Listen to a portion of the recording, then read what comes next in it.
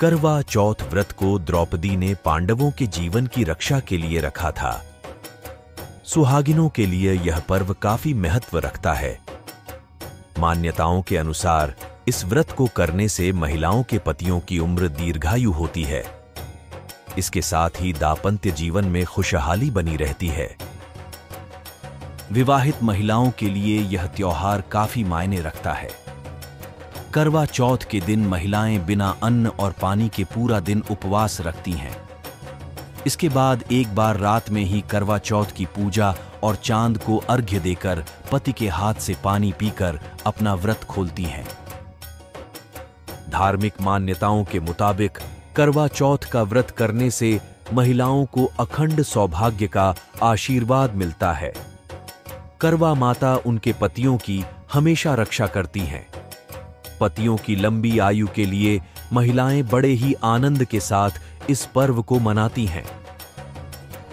करवा चौथ की पूजा उसके व्रत कथा के बिना अधूरा माना जाता है।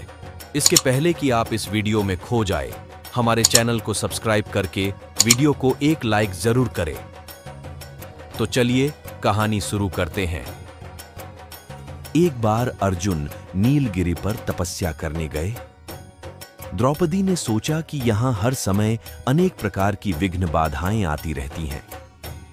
उनके शमन के लिए अर्जुन तो यहां है नहीं, अतः कोई उपाय करना चाहिए। यह सोचकर उन्होंने भगवान श्री कृष्ण का ध्यान किया। भगवान श्री कृष्ण वहां उपस्थित हुए तो द्रौपदी ने अपने कष्टों के निवारण हेतु कोई उपाय बताने को कहा। इस पर श्री कृष्ण बोले, एक बार पार्वती जी ने भी शिव जी से यही प्रश्न किया था।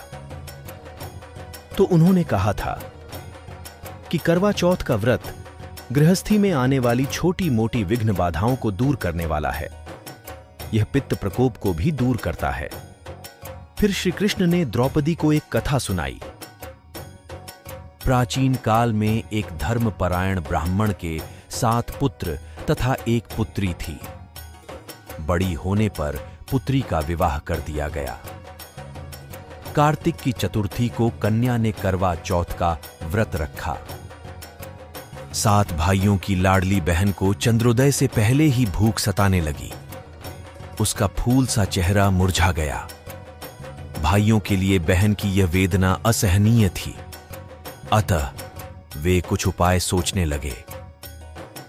उन्होंने बहन से चंद्रोदय से पहले ही भोजन करने को कहा, पर बहन न मानी।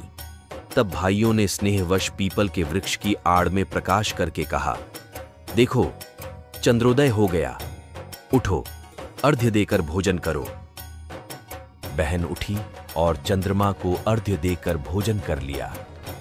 भोजन करते ही उसका पति मर गया। वह रोने चिल्लाने लगी। दैव योग से इंद्राणी देवदासियों के साथ वहां से जा रही थीं। रोने की आवाज सुन वे वहां गईं और उससे रोने का कारण पूछा। ब्राह्मण कन्या ने सब हाल कह सुनाया। तब इंद्राणी ने कहा, तुमने करवा चौथ के व्रत में चंद्रोदय से पूर्व ही अन्न जल ग्रहण कर लिया, इसी से तुम्हारे पति की मृत्यु हुई है।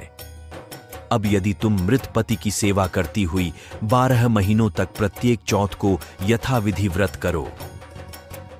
फिर करवा चौथ को विधिवत गौरी, शिव, गणेश, कार्तिकेय सहित चंद्रमा का पूजन करो और चंद्र उदय के बाद अर्घ्य देकर अन्न जल ग्रहण करो, तो तुम्हारे पति अवश्य जीवित हो उठेंगे। ब्राह्मण कन्या ने अगले वर्ष 12 माह की चौथ सहित विधिपूर्वक करवा चौथ का व्रत किया। व्रत के प्रभाव से उनका मृत पति जीवित हो गया। इस प्रकार यह कथा कहकर श्री कृष्ण द्रौपदी से बोले, यदि तुम भी श्रद्धा एवं विधिपूर्वक इस व्रत को करो तो तुम्हारे सारे दुख दूर हो जाएंगे और सुख सौभाग्य धन धान्य में वृद्धि होगी। फिर द्रौपदी ने श्री कृष्ण के कथनानुसार करवा चौथ का व्रत रखा। उस व्रत के प्रभाव से महाभारत के युद्ध में कौरवों की हार तथा पांडवों की जीत हुई। तो दोस्तों, ये रही करवा चौथ व्रत की पूरी कहानी। आप लोगों को ये वीडियो कैसा लगा कमेंट बॉक्स में जरूर बताएं। धन्यवाद।